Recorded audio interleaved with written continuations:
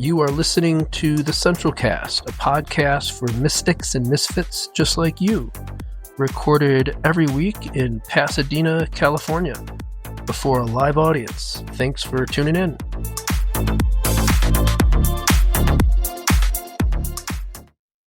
Today is part 2 in our series where I'm presenting my views on what a new Christian spirituality might look like post-deconstruction. As a quick recap of last week, and I'll only spend about 5 minutes on this, I talked about how we need a new spiritual story that defines reality for us and what it means to be human, because the old stories don't work anymore. And I'm talking about 2 stories in particular that don't work, which are strict materialism on one hand and traditional theism the other. Strict materialism says we are just particles and waves, just biochemical machines locked in a universe that's basically one big machine. Thus, there is nothing non-physical or transcendent about us or the universe. On the other hand, the story given to us by traditional theism isn't any better. And by that I mean traditional Christianity. It defines reality as being created by an all-powerful supreme being who could end things like childhood cancer if he really wanted to, and fix a whole lot of other problems in the world too, but strangely chooses not to.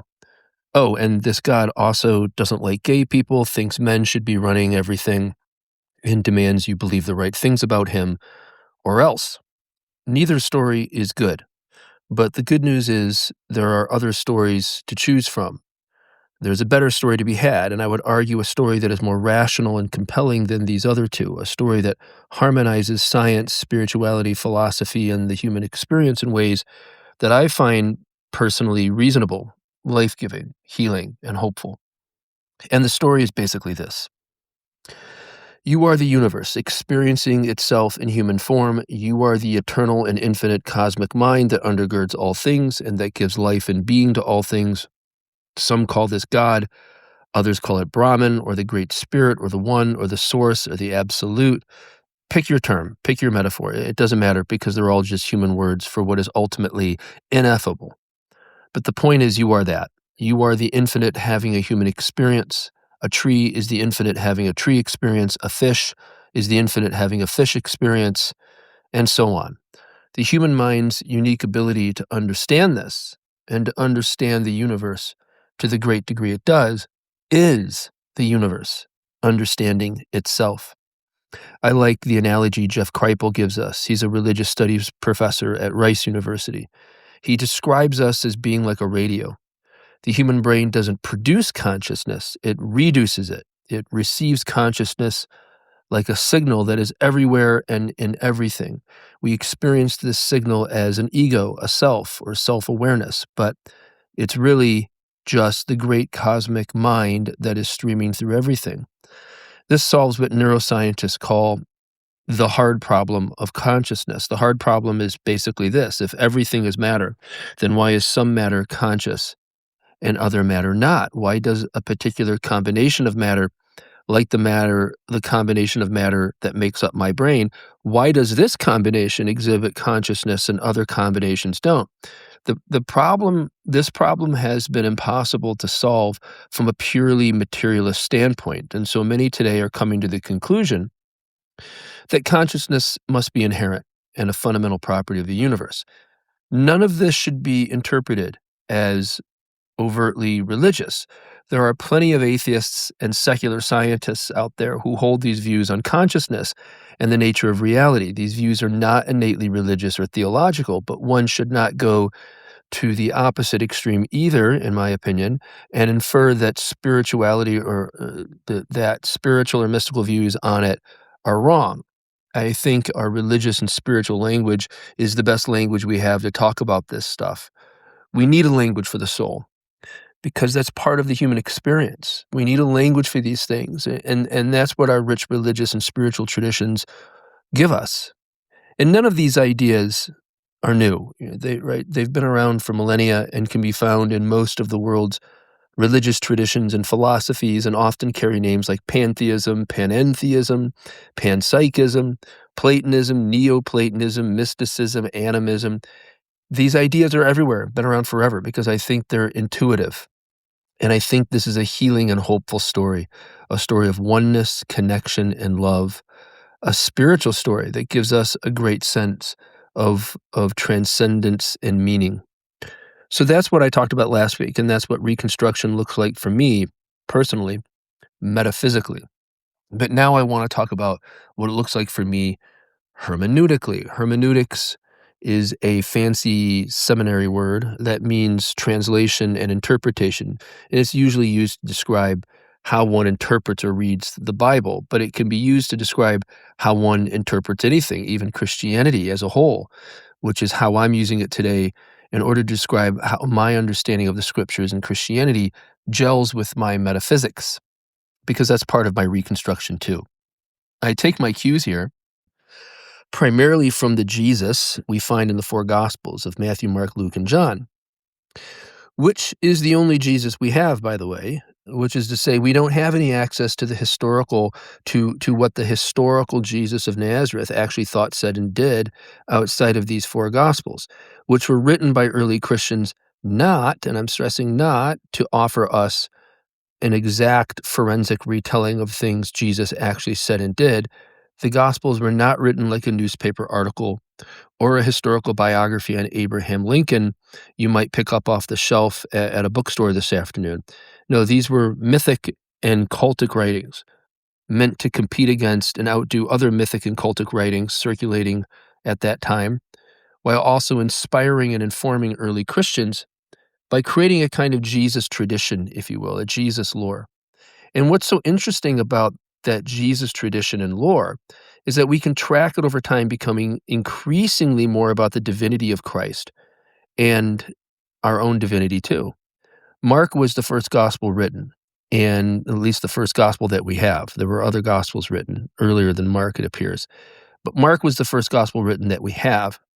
And the Jesus that we find in Mark is pretty human, right? Mark highlights Jesus' humanness, his human limitations, his emotions and struggles, whereas John, the final gospel that we have, was written about 30 years after Mark, and he presents a highly exalted, majestic figure who clearly presents himself as God incarnate.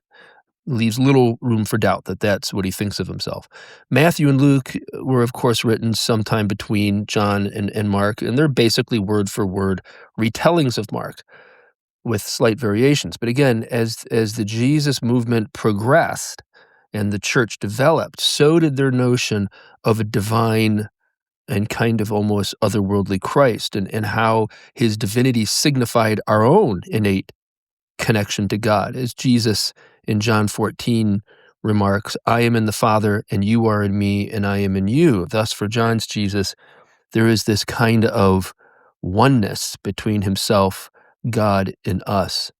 Around the same time John's gospel was written, the Gnostic gospels were also written, which took the divinity of Christ and our own divinity to the next level. Gnosticism, gnosis is a Greek word meaning special knowledge. Gnosticism teaches that there is a divine spark within each of us, and the goal is to become aware of it and gain this secret special knowledge of our true, infinite, and divine essence. And once this knowledge is gained, one achieves a state of perfect union with God or ultimate reality. Gnostic Christianity was actually really popular and almost became orthodoxy, and probably would have if it weren't for some of its faults. But nevertheless, it's really important to understand that both Gnostic Christianity and Orthodox Christianity were very Greek in origin, developed side by side, really. Some scholars even call Christianity Hellenized Judaism, which basically means Greek-influenced Judaism. This is because Christianity borrowed heavily from Greek metaphysics and Greek thought, which was largely based in Plato's hierarchy of forms and idealism. Idealism is an understanding of reality that says the universe is fundamentally mental or spiritual rather than material. Material reality and matter is a mere manifestation of mind, the cosmic mind, you might say. That's idealism. All of this contributed to a kind of Christian mysticism in the early Middle Ages, in the church of the 4th and 5th century, Richard Rohr, a modern Christian mystic and Catholic priest, many of you are probably familiar with, has written extensively on this topic of Christian mysticism, and many of you know his work and what he calls the universal Christ. Rohr points out there are clear allusions in the New Testament about a universal meaning to Christ, and certainly in the early Middle Ages, many church scholars understood Christ as symbolic for the union between the human and the divine, the union of matter and spirit.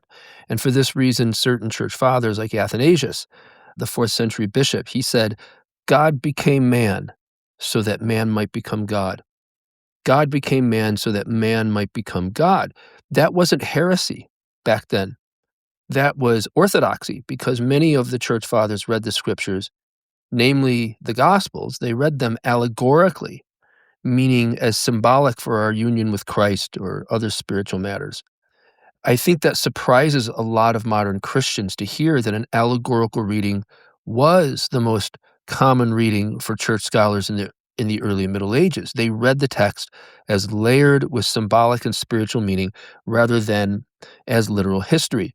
Myth and metaphor were not seen as antithetical to spiritual truth, but the very medium and mode by which spiritual truth was conveyed. They understood that Jesus spoke extensively in parables, metaphors, and symbolism, and said things like, "Let those with eyes to see and ears to hear perceive and understand." Why does the text say this? Why does the Jesus we find there say these things? Because the medium is the message.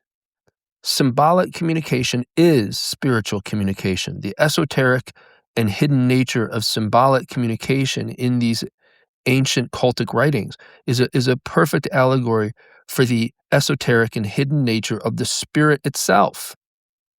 Early medieval church scholars got this. They understood this, and therefore the symbolic reading was the spiritual reading for them. You might say they read the text for the literal spiritual truth rather than a literal historical or scientific truth, which is unfortunately the way most of us were taught to read it.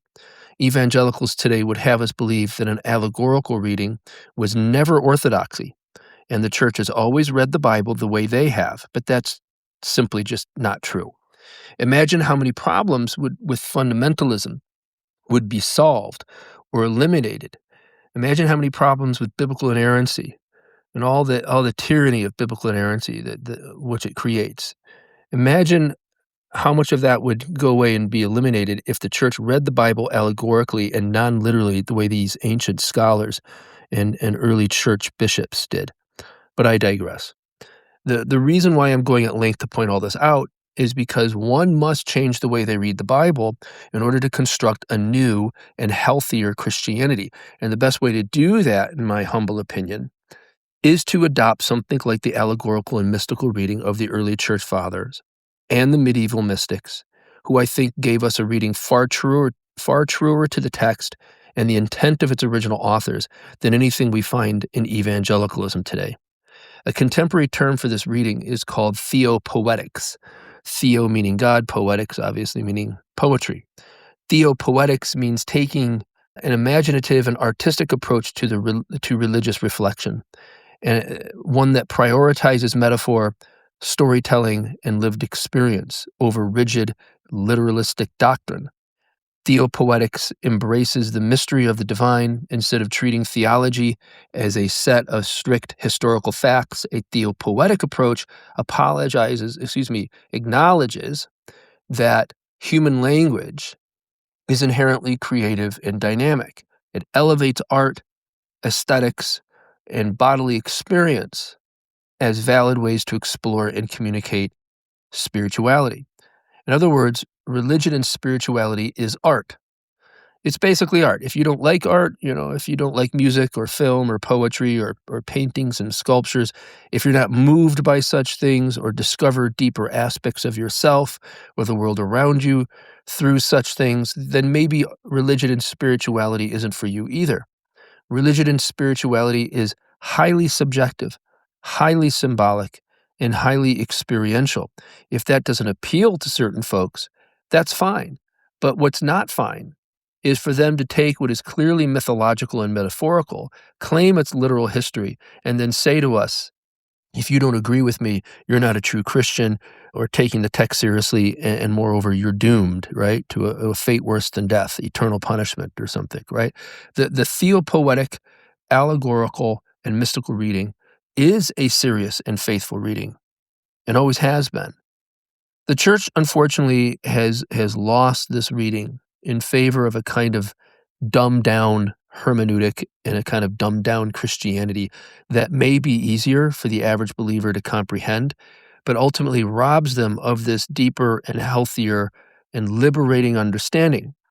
I get that this stuff may be hard to comprehend, but lots of things in life are hard to comprehend at first. That doesn't mean we shouldn't try to comprehend them. And there's some things we have to comprehend. We have to comprehend in order to grow up. I'm talking about being a grown-up spiritually today. When I was a child, I spoke like a child and reasoned like a child, but when I became a man, I put away childish things. That's 1 Corinthians 13, right? I think theopoetic, mystical, and allegorical reading is a grown-up and mature reading, and I believe such a reading pairs well with the metaphysics I hold about how we are the universe and the infinite experiencing itself in human form.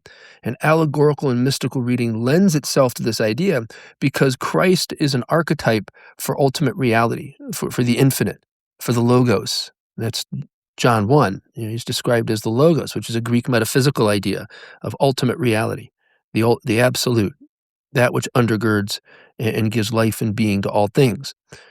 Christ is not the only archetype in the rich history of spiritual traditions we find around the world in history. Christ is not the only archetype that works. The world religions and spiritual traditions are chock full of archetypes for this stuff. I like the way Jeff Kripal puts it, the religious studies professor from Rice University that I mentioned earlier. He says, quote, God is idealism for the masses. God is idealism for the masses. In other words, our various religious deities and conceptions of God may not be objectively real in the way that we conceive of them, but they still function as practical containers for higher truths and always have functioned this way. God is a kind of shorthand for ultimate reality. God is not a proper noun. God is not the actual name of a person somewhere up there, at least not for me. God is a kind of shorthand for ultimate reality, and that's okay. In fact, it's better than okay. It's great because it liberates us from all kinds of nonsense, especially the superstition and the oppressive ideas that we find in some religions that say there's only one right religion out there with one right conception of God, and it's ours, right? And you have to convert to our religion and believe in our God or you're doomed, right? This idea that there's one right religion out there with one right conception of God, and we have to figure out which one it is, be Sherlock Holmes about this, or we're doomed, that's terrible. That is an understanding of God that's tyrannical and oppressive, but it's also an understanding of God that is small, trivial, insular, as well. But the definition of God I'm advocating for is large, universal, all-encompassing, inclusive, and all-loving. Such a God, such a spirituality, such a story makes us more inclusive and loving too. So this is how I've constructed a new spirituality, both metaphysically and hermeneutically. Maybe something in there works for you, maybe not, but that's where I'm at, and I hope that helps.